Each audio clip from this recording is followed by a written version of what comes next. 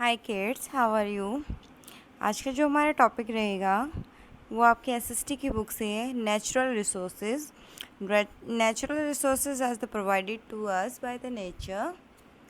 ठीक है, ये हमें किससे मिलते हैं? नेचर से मिलते हैं। तो आज हम नेचुरल रिसोर्सेज के बारे में जानेंगे। तो स्टार्ट करेंगे आज का टॉपिक अपना। What is the natural resources? Natural resources are the provided to us by the nature. These include soils, light, rocks, minerals, plants and animals. Natural resources हमें नेचर प्रकृति से मिलते हैं और हम इनमें क्या क्या हो सकते हैं? भूमि, ज़मीन, पानी, सनलाइट्स, पर्वत, मिनरल्स, प्लांट्स यानी पेड़ पौधे और एनिमल्स वगैरह। We use this gift for the nature to meet our daily needs. इनकी हम अपने डेली जो यूज़ होता है, हमारा जो भी नीड्स को, ज़रूरतों को पूरा करने के लिए यूज़ करते हैं इन गिफ्ट्स के लिए। पहले जो मानव था उसको नेचुरल रिसोर्सेज के बारे में इतना ज़्यादा नॉलेज नहीं थी, तो वो जो आसानी से उसको मिल सकता था, जिससे उसका जीवन थोड़ा इजी हो जाता, उसी से अपना काम चला लेता हम। लेकिन धीरे धीरे जैसे जैसे ह्यूमन्स बीइंग में डेवलपमेंट होती गई, तभी उसी के साथ साथ वो नेचुरल रिसोर्सेज के भी यूज़ करने को जान गया। जो वाटर फॉलिंग होती हैं they are the gift of the nature, वो हमें नेचर से मिले होते हैं और वो एक ग्रेट फोर्स रखते हैं। जो है falling water has the great force, उनके पास एक बहुत बड़ा बल होता है। We use the forces to generate electricity as well. You know कि इलेक्ट्रिसिटी को जनरेट करने के लिए हम क्या करते हैं? नेचुरल रिसोर्सेज को यूज़ करते हैं। तो they are the still some resources in the world that are the unknown to us, or we are unaware to how to their harness them. बहुत सारे ऐसे रिसोर्सेज हैं इस वर्ल्ड में या इस हमारे नेचर ने जो दिए हैं, जिनके बारे में हम जानते भी नहीं हैं और ना ही अवेयर हैं उनके बारे में कि उनको कैसे यूज़ किया जाना है। ठीक है, तो किस तरीके से यूज़ कर सकते हैं।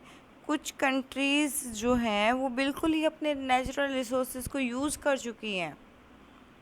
ठीक है, बिल्कुल उनके पास बहुत कम नेचुरल रिसोर्सेज रह गए हैं कि जिससे कि कितना उनके पास रह गया है।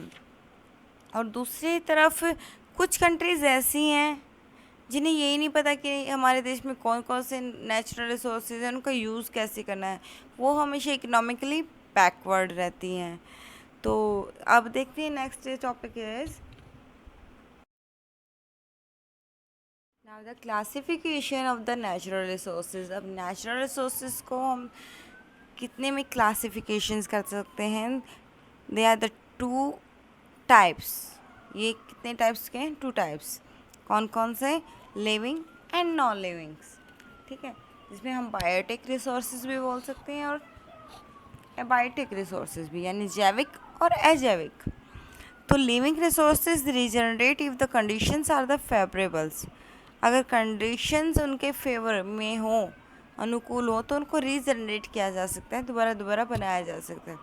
इसमें हमारे एग्जाम्पल में क्या आ सकता है? फॉरेस्ट, उसके बाद grass, crop, wild and domestic animals. And the non living resources including the land, water and air. ठीक है, ये होते हैं इनके हमारे लैंड, वाटर और एयर। इनको हम दीज आर द इनहॉग्जिस्टेबल्स। ठीक है, इनको हम इनहॉग्जिस्टेबल्स भी बोल सकते हैं। The non-living resources are the two types. They are the renewables resources and non-renewable resources.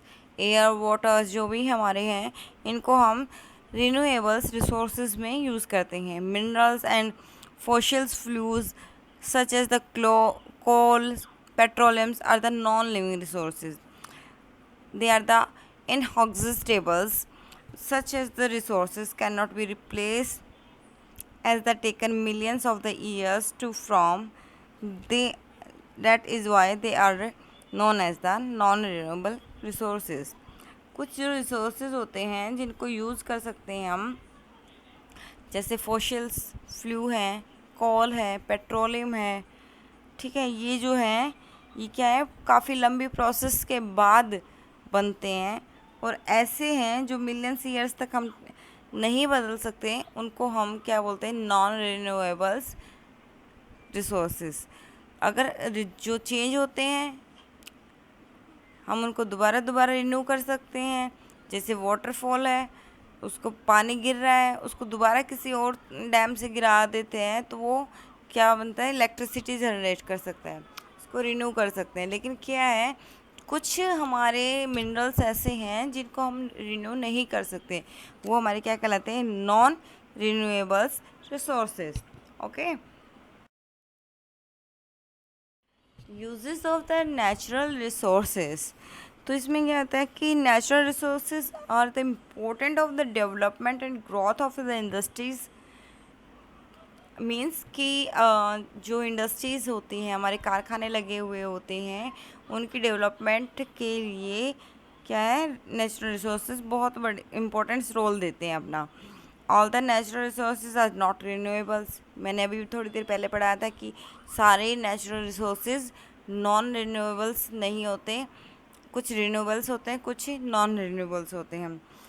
सो जो रिन्यूएबल्स नहीं हैं उनके लिए हमें क्या है, we must be use to them carefully, हमें बिल्कुल केयरफुली से उनको यूज़ करना चाहिए।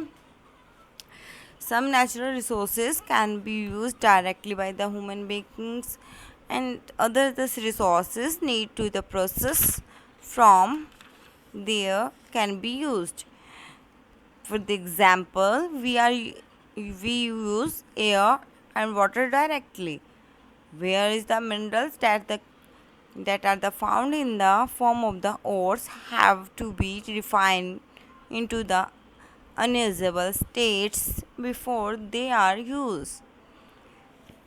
Means कि जब भी हम किसी भी उस रिसोर्सेज के बारे में सोचते हैं तो कुछ रिसोर्सेज हमारे ऐसे हैं जिनको हम डायरेक्ट यूज़ कर सकते हैं, जैसे हमारी एयर और वाटर है। लेकिन कुछ रिसोर्सेज हमारे ऐसे हैं जैसे ओर्स हैं, वो ओर्स को बिना रिफाइन किए हम यूज़ नहीं कर सकते। जब तक ओर से लोहा नहीं बनेगा तब तक हम यूज़ नहीं कर सकते, ठीक है।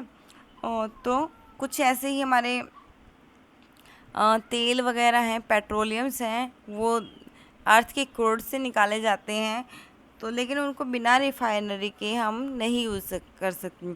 उनको रिफ़ाइन करके diesel, petrol, kerosene, lubricant, grease, ये सब बनाया जाता है।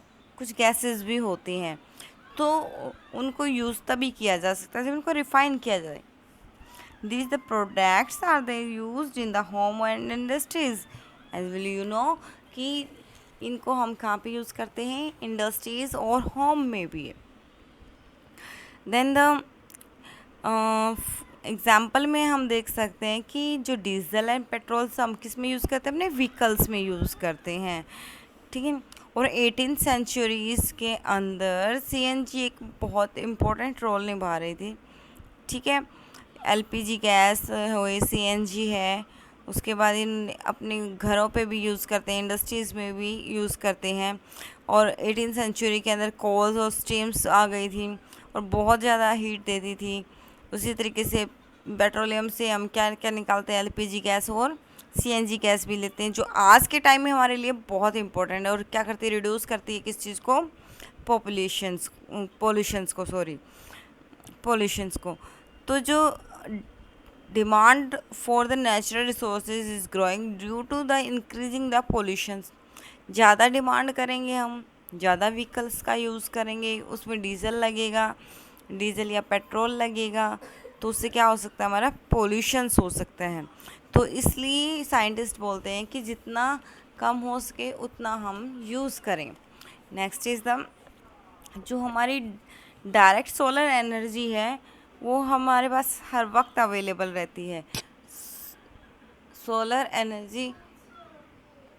सोलर एनर्जी को हम ट्रैप करके रख लेते हैं। आजकल जो सोलर प्लेटें आई हुई हैं, पैनल लगे हुए हैं जगह जगह पे, उनको क्या कर लेते हैं, उसके अंदर ट्रैप कर लेते हैं और वो हमें अलग अलग तरीके से काम आती है। जैसे सोलर हीटर हो गए, सोलर प्रेशर कुकर हो गए, इन सब में वो काम आती है। और सोलर एनर्जी को ही रिसोर्सेज ऑफ फ्यूचर को बोला गया है। किसको बोला गया है? सोलर एनर्जी को। किसको बोला गया है? सोलर एनर्जी को। और इससे क्या है कि ये पोल्यूशन नहीं करती। ओके, नेक्स्ट इज द, अभी थोड़ी देर पहले हमने पढ़ा था कि जो डेवलपमेंट है और ग्रोथ के लिए कंट्रीज़ रिसोर्सेज पे डिपेंड होती हैं। लेकिन क्या है कि अगर इनका रिसोर्सेज का कुछ ज़्यादा ही यूज़ किया जाएगा तो जो रिसोर्सेज है वो कम हो जाएंगे हमारे धीरे धीरे। जैसे पेड़ों को ज़्यादा काटा जाएगा तो जंगल कम हो रहे हैं, एनिमल्स को ज़्यादा मारा जा रहा है तो उसकी स्पीसीज़ जो हैं जो वो कम हो रही हैं। कुछ ऐसे स्पीसीज़ हैं जो मंकीज़ की हैं या फिर दूसरी हैं टाइगर्स वगैरह की, वो विलुप्त हो गई हैं, बिल्कुल वो दिखाई ही नहीं देती हैं। ठीक है, गंगा रिवर की जो डॉल्फिन थी वो भी आज डेंजरस जोन में खड़ी हैं। तो क्या है, इसके लिए हमें कन्वर्जन करना होगा। कन्वर्जेशंस ऑफ नेचुरल रिसोर्सेज है तो वो किस तरीके से, क्योंकि एयर का, अगर एयर और वाटर का ज़्यादा से ज़्यादा यूज़ और मिसयूज़ किया जाएगा तो क्या है, वो डिग्रेडिंग हो जाएगी। जैसे गार्बेज से भरे हुए कूड़ेदान ऐसे ही डाल दिए खुले में तो हवा में बदबू फैल जाती है, वाटर बॉडीज़ में डाल दिए तो वहाँ गंदगी हो जाती है। तो इससे हमारे एयर, शोर्स और वाटर पोल्यूशन होने लगे। अब पोल्यूटेड वाटर और पोल्यूटेड एयर दोनों ही humans beings, even the animals, दोनों के लिए काफ़ी हार्मफुल है। और जो आवर फ्यूचर है वो भी डिपेंड करता है कि हम किस तरीके से अपने रिसोर्सेज को मेंटेन करके रखते हैं, कि आगे आने वाली पीढ़ी के लिए हम क्या कर रहे हैं। ये नहीं कि हम बार बार उसका यूज़ करे जा रहे हैं, एक्सप्लॉइट किए जा रहे हैं कि हमारा तो रिसोर्सेज यूज़ करना है। हमें कोशिश करना चाहिए कि हम जो हमारा इन्वायरमेंट है उसके साथ तालमेल बना के रखें, तो इनको बचा के रखें। तो therefore it is the important that we use our natural resources carefully and wisely. It is our responsibility to provide our future generations with an abundance of quality natural resources. ये हमारी जिम्मेदारी बनती है कि हम आने वाली जनरेशन के लिए कितना रिसोर्सेज छोड़ के जाते हैं कि वो कैसे अपना जीवन यापन करेंगे। हम उनको और गरीब बनाएंगे या उनके लिए रिसोर्सेज छोड़ के जाएंगे। ओके, आई होप कि आज के टॉपिक आपको समझ आया होगा। ठीक है, thank you, have a nice day.